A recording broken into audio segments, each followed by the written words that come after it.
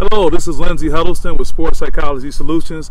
Happy to be coming at you with my new friend, Mr. Rudy Escobar. We're here in Lansing, Michigan at St. Francis Park, and my daughter and I, Madeline, were riding our bikes a few weeks ago, and Rudy, definitely an ambassador for cycling, came up to us, and we got to talking, and he got to talking about his great work with the American Diabetes Association, and I just want to have a time to talk to him about all the great work he's doing. Do a little public service announcement about what we can do to help people, and then also talk about mental toughness. We talk about doing 30 to 40 miles a week on your bike. So Rudy, thanks for making time for us and riding over. So tell us about the work you're doing with the American Diabetes Association. Well, first of all, I started riding with the American Diabetes Association about 5 years ago. Okay. Because I was challenged by my doctor with diabetes. He was going to put me on insulin because 5 years ago he said, "Rudy, you're a lousy diabetic. You don't take care of yourself." And he's right. I hadn't. I had been diabetic for 10 years and did absolutely nothing with it. Do you know you were diabetic? Yes. And the problem with diabetes, most people, one of them, is you don't feel nothing. At the beginning, you feel nothing until something major happens. You know, and then it's too late. Right. Well, you know, so he's like, you don't take care of yourself. You're this, you're that. I'm putting you on insulin. And that was like a wake-up call to me. He's like, "No, you're not." Sure. I said, I got an argument with my doctor. I said, "I'm not going to do it."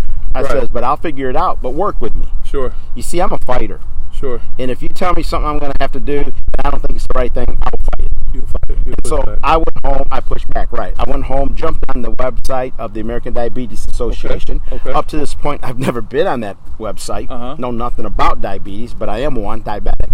I'm actually a type 2, just to clarify that, because there's different. There's type 1, there's type 2, there's gestational, and now we're coming out with a type 3. Can we take a moment and briefly go through those categories so people get a good understanding of that? A type 1 diabetic used to be called juvenile diabetes, but it's not anymore. Okay. Because adults now, up to 50-year-olds, are getting type 1 diabetes.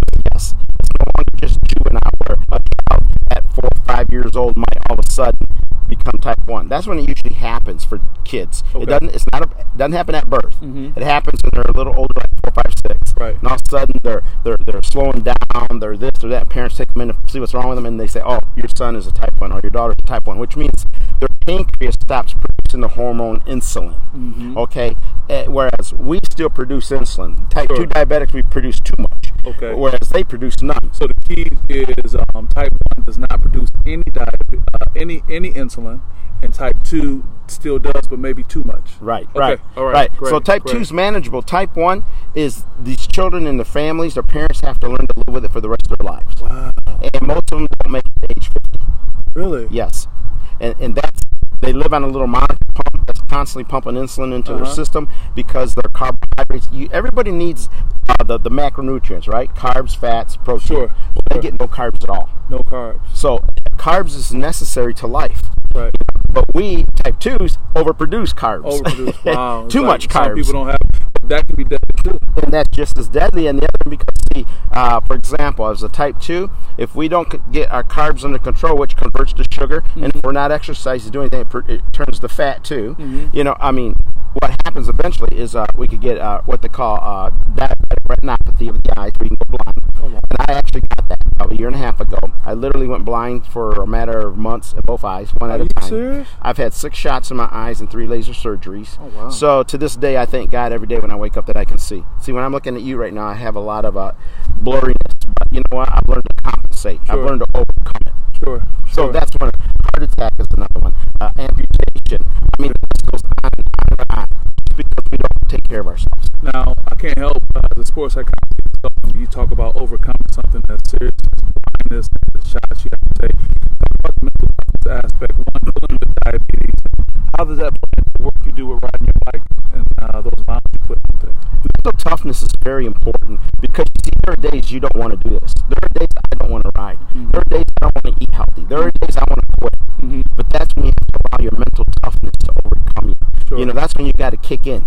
You got to kick in. One day I'm riding this a couple years ago, and I'm just feeling wasted. I don't want to do this no more. I'm tired of diabetes because you know what? I don't get a day off. Don't get a day off. It's 365 days. You know, every morning I wake up, I have to prick my finger, see what my blood glucose reading is. Because if you don't, it's deadly. Right. I have to monitor it all the time. And so I was riding one day, and I'm ready to throw in the towel. I'm like, I don't know, man, about this, you know, and I'm struggling. We all struggle, okay? Especially diabetes. I tell diabetics, okay, struggle. Why? Struggle is part of the package. You don't know what you got in you until you're struggling. Right. So as I'm riding down the road, a thought hits me, and it's become my quote, and I share this everywhere I go. A champion is a fighter who decided to become a champion. A champion is a fighter who decided to become a champion. It's just a decision. I like that decision that you make. Decision that you make. It's mental toughness. You have to mentally overcome it. You have to see yourself where you want to be. You see, today, I've been riding. This will be my 5th year of riding in Tour de Cure. That's what we call it. It's with the American Diabetes Association. I'm their 2018 ambassador. I oversee the rides. I represent all diabetics in the state of Michigan for the American Diabetes Association. Now, from where I started 5 years ago to where I'm at today, did I see any of this happening? No, but you know what? I have to fight and fight and fight and not give up, not quit. When I'm laying there in bed and I can't see out of one of my eyes after major laser surgery and shots in my eyes, I'm thinking, when can I get back to riding? When can I get back to my disciplines? Well, it's great that you have something out there, because I would imagine so many other diabetics, type 1 and type 2, don't have that outlet. So talk about how important it is to find something, whether it's the cycling or some other kind of outlet that you can have to kind of help you with that. I recommend finding a team of people that can really be your support team. Okay. You see, you need it. I have a team that supports Rudy Escobar in what I do. From my family physician, who's drawn very close to me. She monitors me every 3 months. If they're type 2 diabetics, get checked every 3 months. Sure. Go to your doctor and get a diabetic checkup. See what your numbers are. Well, are people scared to go because of what the diagnosis may be? Yes. I was scared. And when I got diagnosed, my A1C is what you check. That's what you have your doctor. What is A1C? That's your hemoglobin. Okay. They want to test it to see how bad is the blood sugar in you. Sure. Okay. If you can run around a 6.5, they go by percentages when they test your blood. You know, you ask for lab work, ask your doctor to do lab work, A1C. Anything that's 5.7 below, you're normal. Okay. Anything from 5.7 to 6.4, you're pre-diabetic. I do want to touch on that. Okay. And then 6.5 and up percentage in your blood glucose is your diabetic. Well, when I went to the doctor 5 years ago, I was a 10.6. That's extremely high. That's deadly. He says, we got to get you on insulin. That's when I got an argument. Immediately. Yeah. I dropped it to a 6.6. Okay. And what kind of time frame did it take for you that to was drop about it? 4 months of working hard, disciplining, riding, and this eating right too. Oh, okay. Yep, Yeah. eating right. And the thing is, right now in America, there's 86 million Americans between the ages of 20 and 40 that are pre-diabetic and don't even know it. Don't even know it. And they won't know it until they become full-blown diabetics. So are there some telltale signs? What are some of the symptoms? Really thirsty all the time, urinating a lot throughout the night, weight loss, fatigue, being extremely fatigued all the time. These are symptoms of signs of possibly becoming a type 2 diabetic. So the best thing you do is go see your doctor and have them do an A1C blood test. So does it have to be a specific blood test, or could it be a general checkup that can help diagnose? It has to be the A1C. It has to be the A1C. And because you see, your blood renews itself every 3 months. So an A1C, I get tested every 3 months because my blood has recirculated by that point, and it will give me an accurate count of where my percentage is. Okay. So, you know, like I said, at 10.6, that was deadly, and I had to do something about it. Right. But pre-diabetes is reversible. Okay, I do want people to understand that, because 2 things you can do to reverse pre-diabetes: change your lifestyle. You're eating, learn to eat right. And I got this, and I'll share with you what I teach. And the other one is exercise. If you just do those 2 things, change your lifestyle, you're eating better and exercising, whether it's walking, riding bikes, playing basketball, it doesn't matter. Just move, do something.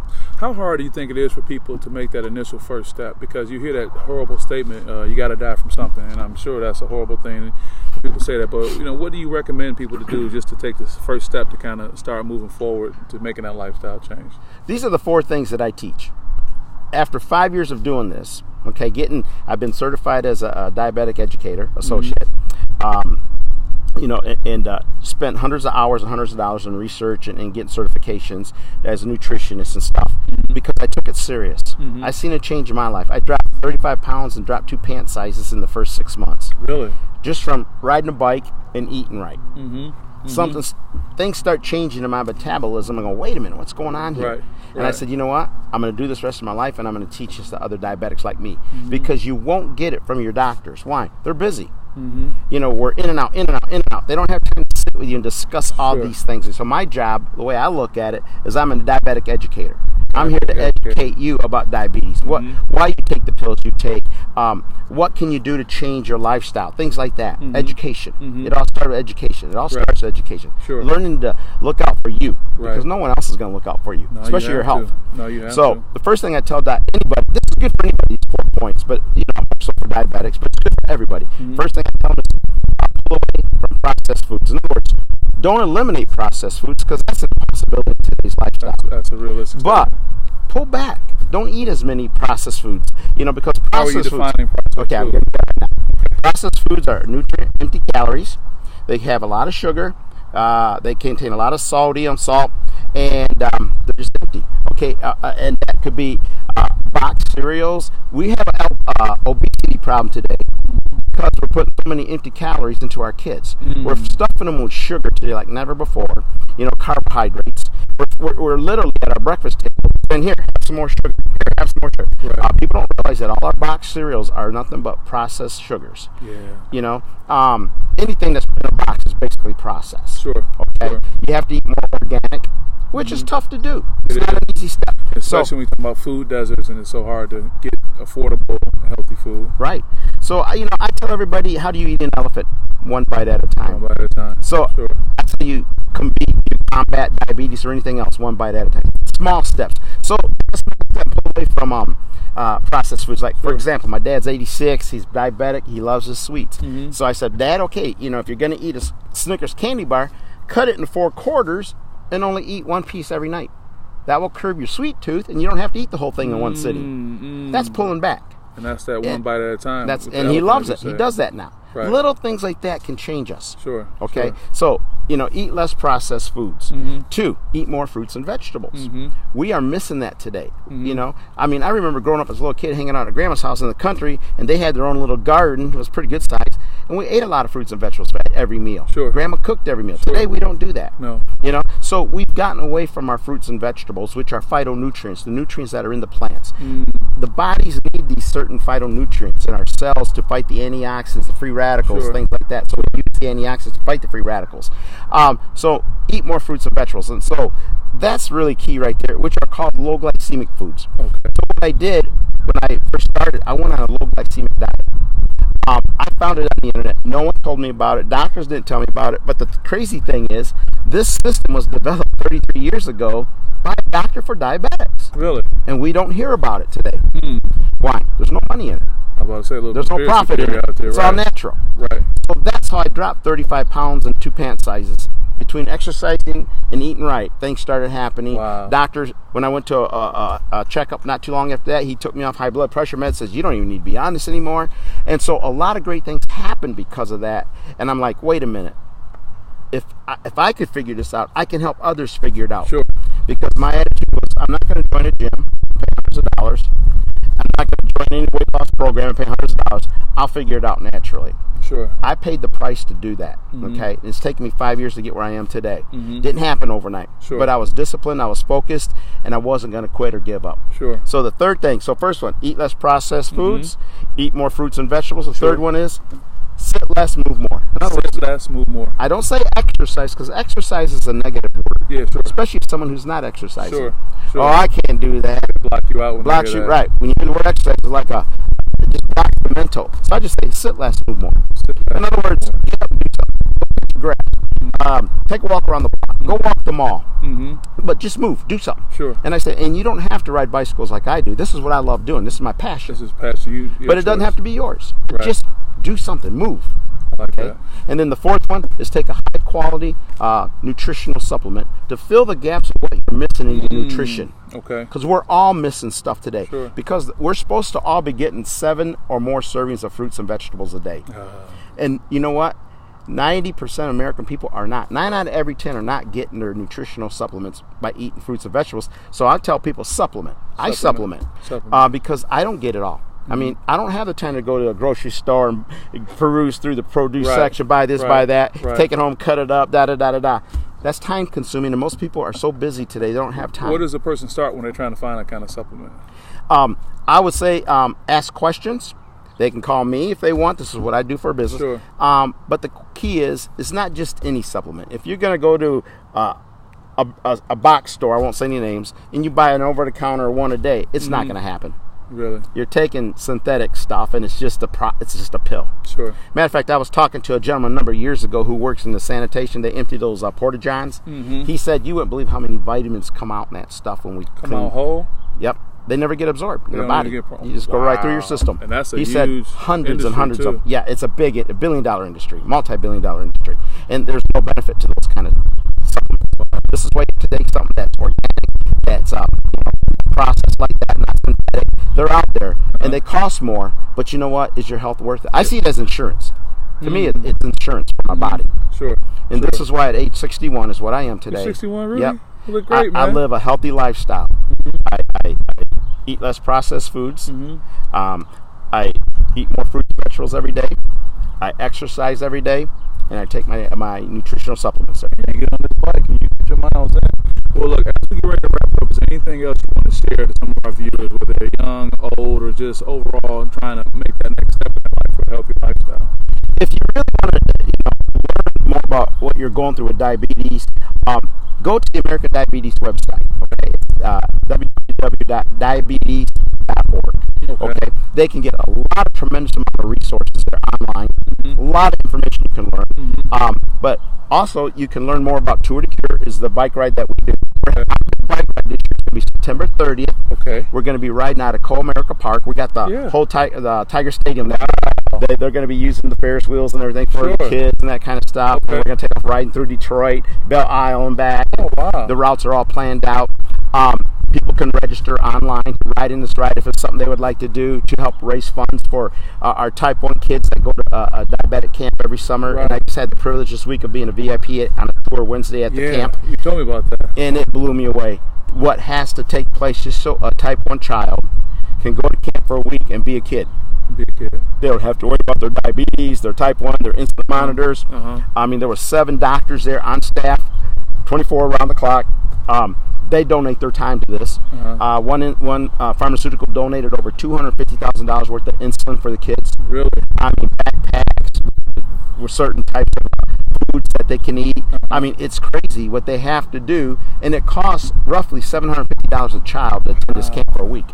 So what I do by bike ride with the American Diabetes Association, we raise funds to help provide scholarships for these kids. Whether the kid comes from a family or a poor family in New York City, we don't care. If they're Type 1, we want them at camp, and we'll give them a scholarship. Whether it's a full scholarship or a scholarship. Cure ride as well. Yep. Tour de Cure is going to be September 30th at Co-America Park. On the website, www.diabetes.org. And if they want to learn about Tour de Cure, you go to diabetes.org/Michigan Tour de Cure. Because there's one that goes on in every state. And you can look up my name, Rudy Escobar. If you want to ride on my team, you're more than welcome to. You can register online. Right now, registration is $15 until I think it's July 1st. That's not bad at all. It goes up to $25. So if they want to get in on the savings, they can. And then as a team, I'll get your name and number, and I'll get in touch with you, and then we'll go from there. But so when we go right on the 30th, we got good representation. I do have local restaurants like Olga's and Frandor for with Rudy, and they help me raise funds. So I got enough organizations that raise money for me. And first I raised $1,000. In the last 5 years, I probably raised close to $20,000. Really? Yes. But that's my passion. That's what I'm doing. But it's helping children go to camp too. Well, this has been great. I thank you for taking the time. Appreciate you, Rudy. Hey, thanks for having me. All right, we did it good, guys. We'll talk to you next time. This is Lindsay Huddleston with Sports Psychology Solutions and Rudy Escobar, and we're taking off right now. Take care.